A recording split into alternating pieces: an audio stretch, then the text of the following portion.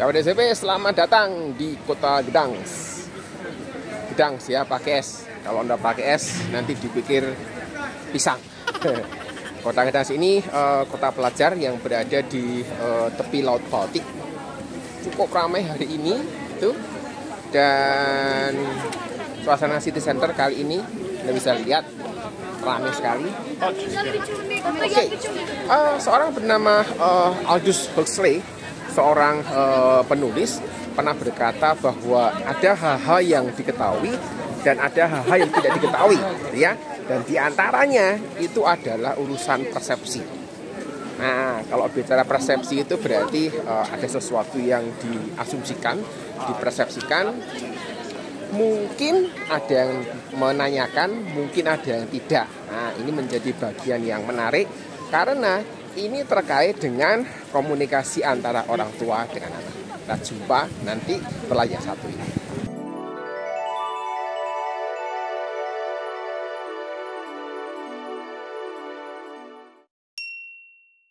Satu pertanyaan penting yang orang itu perlu pikirkan gitu ya. Kenapa orang tua itu tanya nilainya anak? Nah, itu menjadi satu misteri kalau tidak diselesaikan gitu ya. Dan mungkin buat sahabat SMP yang masih sekolah, ini mungkin sesuatu yang mengganggu sehingga bertanya gitu, apakah ini hal yang umum gitu ya, atau gitu ya, kalau dari sisi saya gitu ya, saya mikirnya agak berbeda. Saya mikirnya itu adalah apakah ada alarm gitu ya terkait situasi ini. Maksud saya alarmnya itu apakah ada sesuatu yang serius yang perlu dibicarakan terkait dengan situasi orang tua yang menanyakan nilainya anak. Nah, ini jadi menarik karena melibatkan dua pihak, yaitu anak dan orang tuanya. Tentu anak-anak ya, kalau masih sudah di SMA. Sekarang ini saya ada di area pasar kaget begitu, dalam rangka memperingati sesuatu terkait dengan Saint Dominica, sedang antri. Sebenarnya segala sesuatu itu bisa dilihat dari sisi positif dan negatif, gitu ya. Jadi seperti dua sisi, gitu ya. Orang bilang dua sisi mata uang. Saya setuju, gitu ya. Dan ini masalah tadi perspektif. Ada yang kita ketahui, ada yang tidak kita ketahui, seperti itu. Kadang-kadang juga menempatkan orang tua pada posisi yang dilematis. Saya begini. Ketika orang tua itu tidak bertanya gitu ya, anak itu bisa berpikir orang tua kok tidak peduli sama aku ya, sama sekolahku ya, seperti itu. Tetapi kalau orang tuanya tanya, juga ada anak yang bikin orang tua ini mau ikut campur saja gitu ya. Jadi situasi dilematis ini yang bisa membuat orang tua ini juga bingung. Mau tanya apa enggak, tanya dia marah, tanya tersinggung, tidak tanya nanti dipikir tidak peduli, tidak perhatian dan sebagainya. Nah, sekali lagi ini masalah persepsi tadi. Jadi ada yang diketahui, ada yang tidak diketahui. Di antaranya hanya masalah persepsi saja. Dari sisi positif, saya melihat memang ini bentuk perhatian orang tua kepada studi anaknya.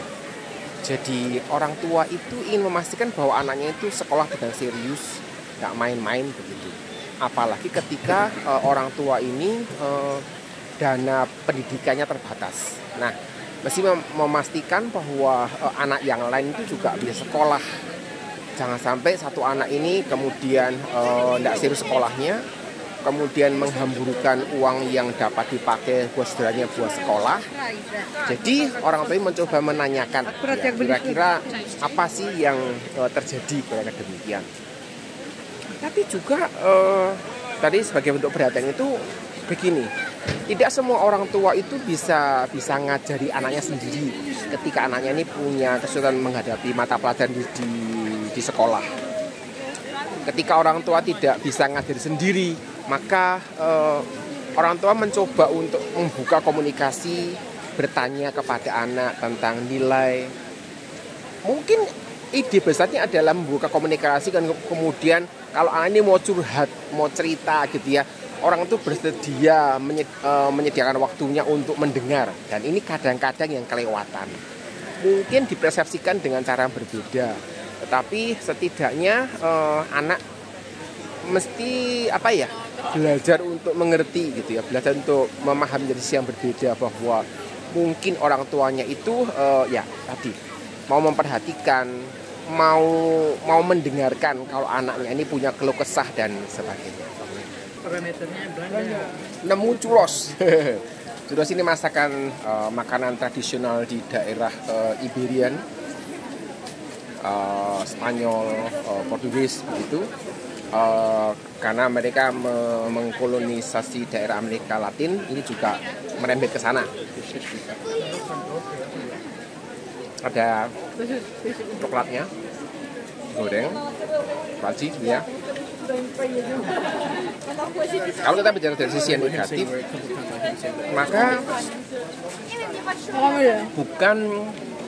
bukan sebagai bentuk perhatian, tetapi masalah ingin mengetahui apa yang terjadi pada anaknya terkait dengan sesuatu yang mungkin dapat dibanggakan.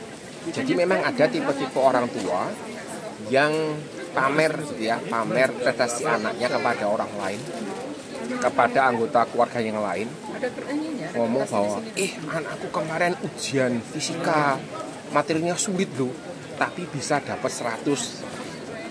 Merembetnya bisa ke urusan ranking, dan ini menjadi masalah klasik yang ada di negara kita. Ketika orang tuanya bertanya tentang nilai gitu ya, juga bisa jadi ke arah itu. Saya tidak bisa mengatakan pasti positif terus, ada juga sisi negatifnya. Ini yang kita mesti perhatikan. Sehingga karena situasi ini, pernah ada satu korawati yang bertanya, kalau saya pengen jadi juara kelas tuh hafal apa toh yang bisa saya pelajari. Dan itu sudah saya bahas dalam sebuah video yang Anda bisa cek nanti ada linknya. Karena memang ranking itu modelnya memacu kita untuk jadi ahli di semua bidang. Sesuatu yang tidak mungkin menurut saya. Banyak orang tua bertanya kepada anaknya, apakah mereka sudah belajar atau belum. No problem, man. Dan itu juga pengalaman saya ketika saya masih sekolah dulu. Pas pulang dari mana begitu, kemudian ditanya, sudah belajar, seperti itu. Itu menjadi buat beberapa orang, saya juga termasuk, saya merasa bahwa kenapa ya kayak begini ya, tidak percaya seperti itu. Dan ini menjadi satu kadang bisa mengganggu, dan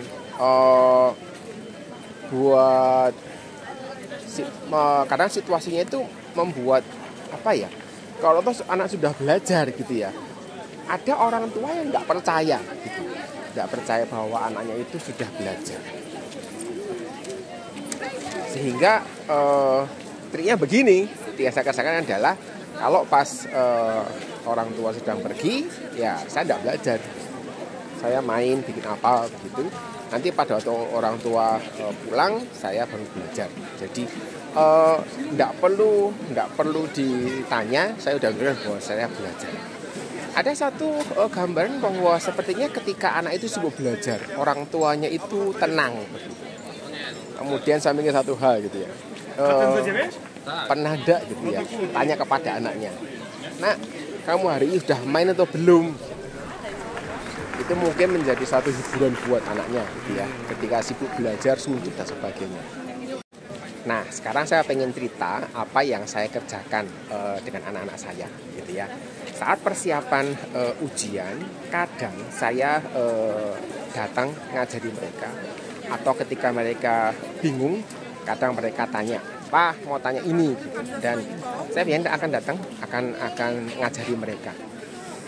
Saat pulang sekolah, pulang dari ujian, biasanya saya juga nggak tanya. Saya nggak tanya berapa nilainya, kan pasti belum bukan nilainya gitu ya. Tapi saya itu pengen tahu situasinya seperti apa di sana.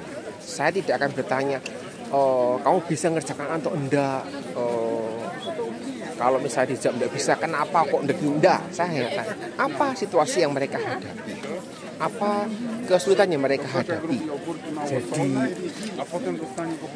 setidaknya menolong untuk melihat berbagai macam kesulitan yang dihadapi ketika ujian. Ini membuat anak juga mendapatkan perhatian khusus, karena melalui pertanyaan ini orang tua mencoba menolong anak untuk menempatkan mereka pada suatu posisi yang pas gitu ya. Dua anak saya ini punya gaya belajar yang berbeda gitu ya. Anak saya itu yang besar, gaya belajarnya itu menyukai hal-hal yang cukup detail. Jadi lebih ke arah mendalami sesuatu. Anak yang kedua itu lebih general. Jadi ide besarnya kalau saya sudah ngerti secara umum cukup. Nanti kalau butuh mendalami, dia akan kerjakan pendalamannya. Nah, dua yang berbeda ini itu tentu saja cara menghadapinya juga berbeda. Sehingga ketika mengalami kesulitan di dalam kelas ketika ujian pun responnya berbeda. Nah, ini menolong saya untuk bisa melihat apa yang dapat dikerjakan untuk menolong mereka. Buat beberapa orang tua, mungkin siswa ya, nilai itu segala-galanya. Yang penting dapat nilai bagus. Sehingga kadang juga ada siswa yang mereka itu nyontek gara-gara memang dipaksa gitu ya untuk mendapatkan nilai yang bagus, walaupun mungkin dia tidak mampu untuk mengejarnya. Mikir, daripada saya belajar susah nyontek aja, toh yang penting kan dapat nilai bagus, seperti itu. Nah, ini sudah pernah saya bahas dalam sebuah video terkait menyontek. Semoga bisa menolong seperti itu melihat fenomena-fenomena ini. Jika Anda orang tua bisa menyadari bahwa mungkin ya salah satu penyebab anak nyontek adalah karena orang tua gitu. Kemudian ketika orang tua itu bertanya tentang nilai seperti itu, maka sebenarnya ide besarnya adalah setidaknya orang tua bisa belajar untuk menolong anaknya mengatasi situasi yang dihadapi ketika ujian. Sehingga pada waktu anak ini kesulitan bagaimana mengatasinya, orang tua bisa bertanya situasinya, kemudian bisa menolong bagaimana menghadapinya. Saya kok yakin gitu ya, orang tua yang bertanggung jawab pernah sekolah itu juga akan bisa membayangkan situasinya dan mungkin bisa menolong. Jadi mari kita menunjukkan perhatian kepada anak dengan cara yang lebih tepat, menolong mereka untuk bisa menghadapi situasinya dan menolong mereka untuk bisa berkembang menjadi makin dewasa. Saya kira itu bisa saya sampaikan pada edisi kali ini. Kita jumpa lagi di tempat yang berbeda. Sampai jumpa.